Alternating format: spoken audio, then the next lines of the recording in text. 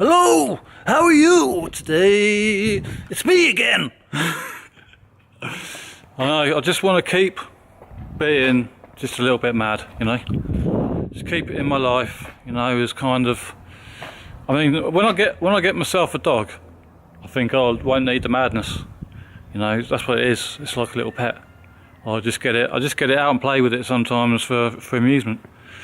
What you want to know, huh? Anyway, what have I been doing? I've been doing a lot, but not a lot that I want to talk about.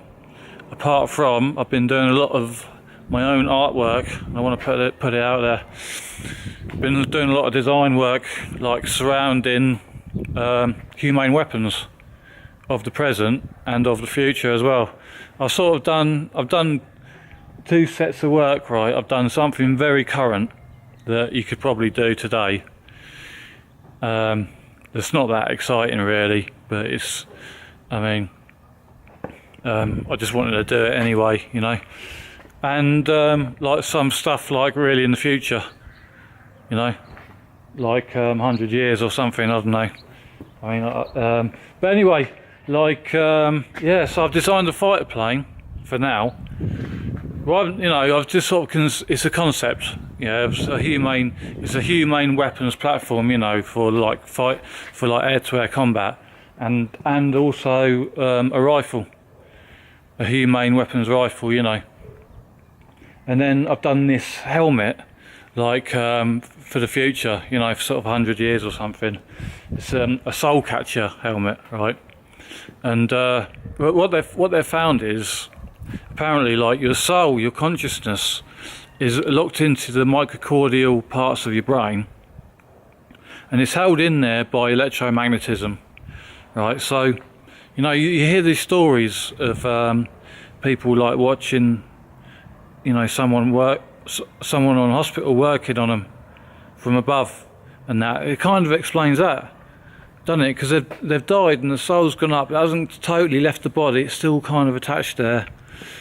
And so it all makes sense. So I was thinking, you know, if you was like doing something dangerous like combat or space war or something like that, you had to defend the planet or something, you know, and you wanted to use your humane like weapons and stuff like that, what you could have is like a helmet which, if you did die, like, it'd capture your soul, okay, and then it'd become a robot, a flying robot, and fly back to your base and install you into a new body, you know. So that's the whole idea behind it. This, I'll call it the soul catcher helmet. Yeah, so I'm really proud of that, you know. So I'm going to go ahead and show you guys some of this stuff. All right, we'll have a look at the my combat aircraft first. I think this is we'll call it F-37. Right, there you go.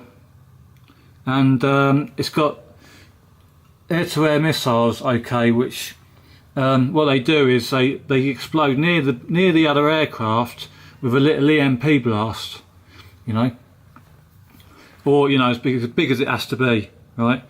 And you know, so it's supposed to knock out the other aircraft's electronics and computers and stuff, you know, and it's going to force the other pilot to eject. So this is like a humane weapons platform, you know, for sort of nowish, really, you know. I mean, in reality, I mean, you could get sort of like an F-16 and fit it up with these weapons, you know. I mean, what you really only need is the weapons, you know. Okay, so it's got this cannon as well, you know, because apparently, you know, the way that air-to-air combat has evolved, it doesn't always go to like long-range weapons, you know. It goes to old-fashioned kind of air-to-air combat, you know. So you'd be using a lot of cannons, and this cannon on this one, you know, it's a good opportunity to try all different kinds of EMPs, you know, or like little shockwaves in the air or something. Anything that's gonna get the aircraft to malfunction, you know. That's what it's supposed. That's what the idea of this aircraft is, and then the other pilot is forced to eject. You know, and to me as well, it seems like exploding it near is a lot easier as well than actually getting the missile onto the target, which is a lot of what the trouble is with conventional weapons, is that thing's got to actually hit on target. But this thing, it's got to be near it. That's all. And this rifle works the same way, but like it has a knockout gas round as well, an EMP round, or a little shock round, It's just supposed to knock the guy over, really, or just knock him out, really. I mean, that's what you want to do, I think. And then get over there, and like I said in my previous video, you don't go ahead and torture them or question them. You train them up into your regiment, And when you think about it as well, if you're using these weapons, that's a hell of a lot easier, because you can't get a green on green death. Yeah, one of them could knock you out with an EMP or some, or a shockwave or something, but he's not going to kill you because you're not going to have weapons. And after time, that you treat them good, and they become a real part of the regiment, what you're creating, and eventually they will be just totally like part of it and trustworthy and everything, Yeah, so that's the idea of that anyway. And so this is my helmet I've been working on. I got there's a little ship as well I did for it as well, non-lethal battleship, for the future. This is all like ridiculously in the future stuff, but I really enjoy doing it, I've got to admit. This one is like this is like hair, I think it's like it's just sort of inspired by like hair, and this one more like inspired by barbels, Yeah, there you go, soul catcher.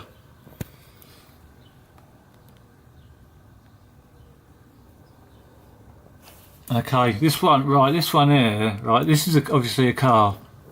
Right, this is I did this sketch, right, after I saw a 302 Mustang in America, and I flipping loved it. So I did this sketch just for fun, and then I thought, hang on a minute, I'm gonna do a soul catcher like inspired by a 302 Mustang front end. So I've done this, but this is my first attempt at it. But I'll see what I can do. I think I can do better than that one, actually. Yeah, it's sort of like, it's just seems to have the stripes, and that's it. I did try and get this detail here into this, but it didn't really work for some reason. Okay, and I've got this one as well. Right, anyway, so that's me. That's what I've been doing. Me flipping doing that, because I've got to admit, I've been I've been mobbed out of my work and everything. But I've always said, and actually at work people know that I've always said this: you can't take anything away from anyone, really. You just replace it, and I've actually replaced it with a much better life. I'm homeless at the moment. I am homeless, but I'm loving it because I've got the best, climate. I've got the best climate, and I just draw, sketch what I want. I've got my guitars and everything, So,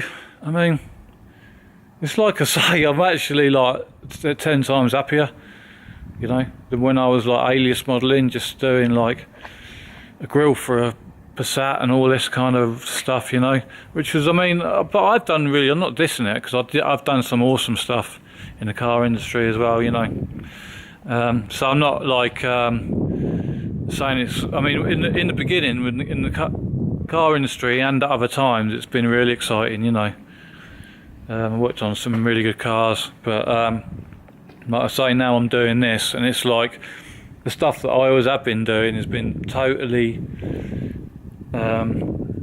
today's technology, you know, yeah, we were sort of like working, you know, like 4 years into the future or something like that, you know, planning to release. When you're working on something, it's for about 4 years and 5 years time or something like that when you first start, you know. So it's still quite like that, but it's still engines and, you know, stuff like that, and like costs and stuff like that, you know. It's boring, some of it. But yeah, and this is like a total contrast to that, so it's really exciting, you know. And I'm going to keep doing this. My plan is to actually like do sort of a load of oil paintings out of it, you know, and I'm going to design vehicles and stuff like that. Like, cause I'm thinking, you know, like with a way of like defending yourself and stuff with this way, you know, you could go on for so long that you could end up having like space, you know, really badass spaceships, you know, with humane weapons, you know, really nice, really good stuff. And I want to like get that idea into people and get them excited about this idea, because when you think about where it can go, I think this idea is great, you know. That's why I'm just honestly, like, if I got offered I could get a job again in the car industry. I've been, you know, I can still get the emails, the job offers and everything.